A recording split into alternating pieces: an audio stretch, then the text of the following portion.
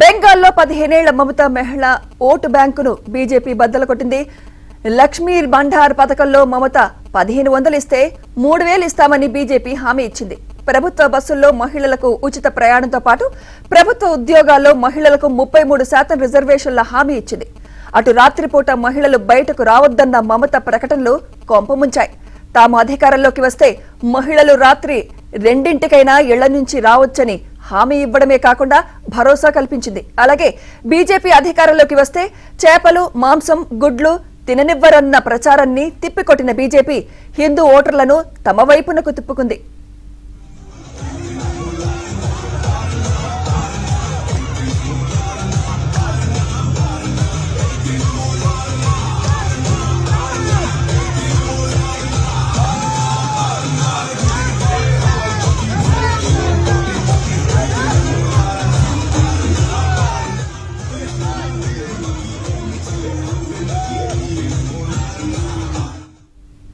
టీఎంసీపై వచ్చిన అవినీతి ఆరోపణలు, రాజకీయ హత్యలు, శాంతి భద్రతల వంటి అంశాలను బీజేపీ బలంగా ప్రజల్లోకి తీసుకువెళ్లింది.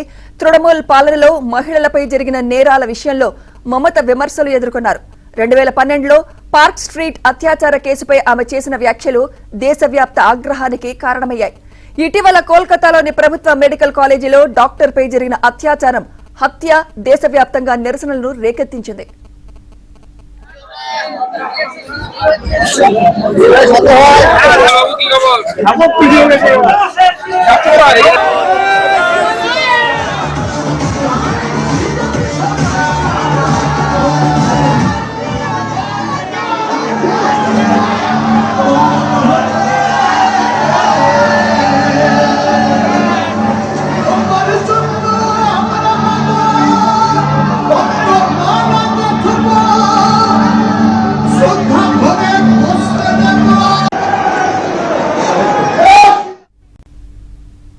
అలాగే అవినీతి ఆరోపణలు టీఎంసీకి మరో పెద్ద మైనస్ అయ్యాయి. తృణమూల్ పార్టీకి చెందిన పలువురు కీలక నేతలు కేంద్ర దర్యాప్తు సంస్థల కేసుల్లో చిక్కుకున్నారు. అలాగే ఉపాధ్యాయ నియామకాల్లో జరిగిన అక్రమాలు తృణమూల్ను ఇరకాటంలో పడేశాయి. శారదా చిట్స్, నారద కుంభకోణాలు టీఎంసీ ప్రతిష్టకు మచ్చగా మిగిలిపోయాయి.